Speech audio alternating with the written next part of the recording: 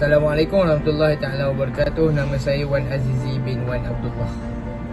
Assalamualaikum warahmatullahi taala wabarakatuh. Nama saya Daniel Hakim bin Muhammad Syazim.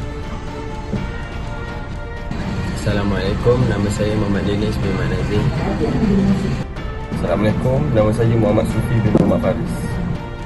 Assalamualaikum, saya Haris Firdaus bin Abdullah. Assalamualaikum, nama saya Muhammad Firdaus bin Ibrahim.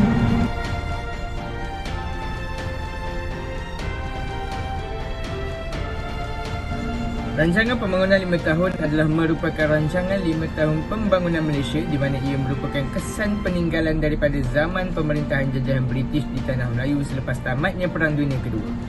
Rancangan pembangunan 5 tahun ini bermula dengan rancangan Malaya pertama dan disusuli dengan rancangan Malaya kedua. Rancangan Malaya pertama.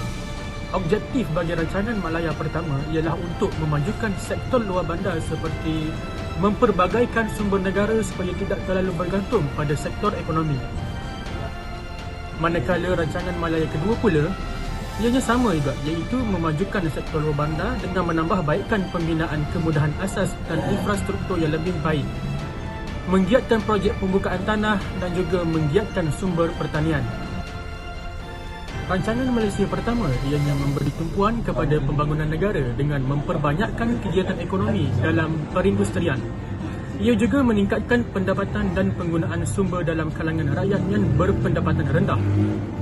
Pelbagai agensi kerajaan dilahirkan seperti MARA, Pernas, MIDA dan juga Bank Bumiputera.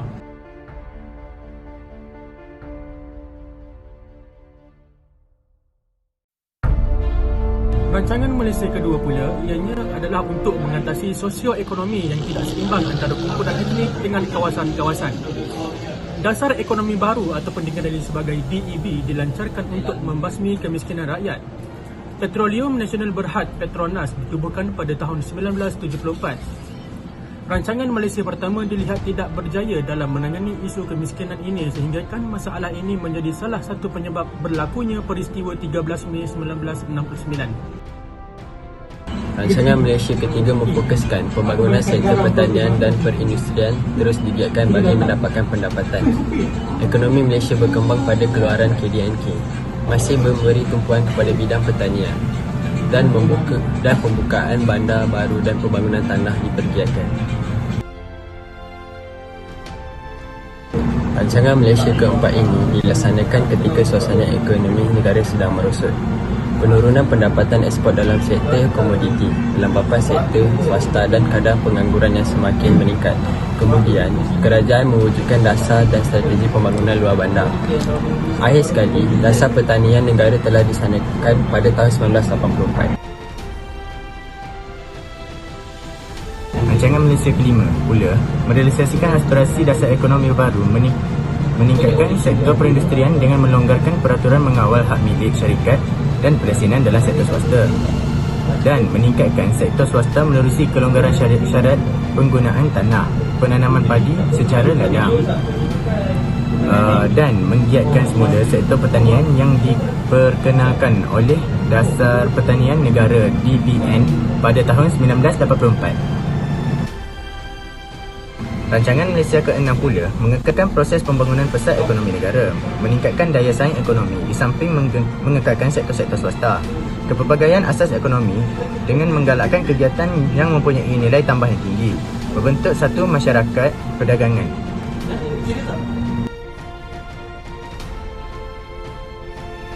Rancangan Malaysia ke-7 pula memanifestasikan pertumbuhan ekonomi yang seimbang dengan strategi penambahan produktiviti. Penghapusan kemiskinan dan pemberian pendapatan turut diberikan perhatian.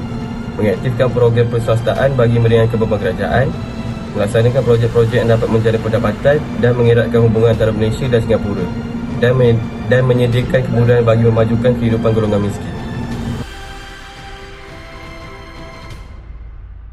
Rancangan Malaysia ke-8 pula mengukuhkan keupayaan, kebolehan dan keazaman negara bagi menempuhi cabaran masa hadapan. Penekanan kepada perpaduan melalui pembangunan sosioekonomi, menekankan peningkatan aktiviti penyelidikan dan pembangunan R&D, terutamanya melalui teknologi maklumat dan komunikasi, dan pengenalan program rakan muda bagi tujuan memperkukuh nilai dan etika. Rancangan Malaysia ke-9 pula ialah terus memacu negara ke arah kemakmuran, meningkatkan ekonomi dalam rantaian ke arah yang lebih tinggi, peningkatan keupayaan pengetahuan dan inovasi negara, menangani masalah tidak keseimbangan sosioekonomi yang berterusan.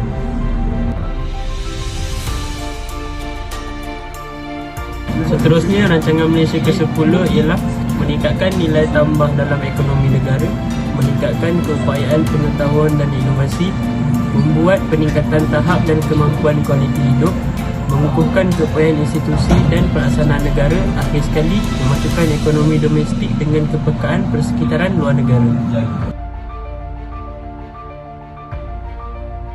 Rancangan Malaysia ke-11 pula ialah rancangan pembangunan 5 tahun yang terakhir sebelum Malaysia mencapai matlamatnya iaitu Wawasan 2020. Menggariskan aspirasi Malaysia untuk menjadi sebuah negara yang maju dalam semua aspek, mencapai pertumbuhan bermatlamatkan kemakmuran dan kesejahteraan rakyat. Antara prinsip kerajaan bagi rancangan kali ini adalah menjadi kerajaan yang pro pertumbuhan, kerajaan yang pro rakyat, kerajaan yang pro perniagaan, mesra alam sekitar dan menekan proses pembinaan negara. Rancangan Malaysia ke-12 ini pula rancangan yang terakhir setakat ini pada tahun 2021. Rancangan Malaysia ke-12 ini merupakan rancangan pembangunan 5 tahun setelah Malaysia melalui keperihan dan keperitan zaman wabak pandemik COVID-19 yang bermula pada 25 Januari tahun 2020. Memulih serta menjana semula ekonomi negara bagi mencapai pertumbuhan yang mampan, dan yang terakhir sekali adalah melaksanakan agenda pembangunan negara yang mampan. Kesimpulannya di sini adalah kerajaan cuba untuk menjadikan ekonomi negara ke satu tahap yang paling maksimum akibat daripada kepincangan yang ditinggalkan semasa pemerintahan penjajah daripada British.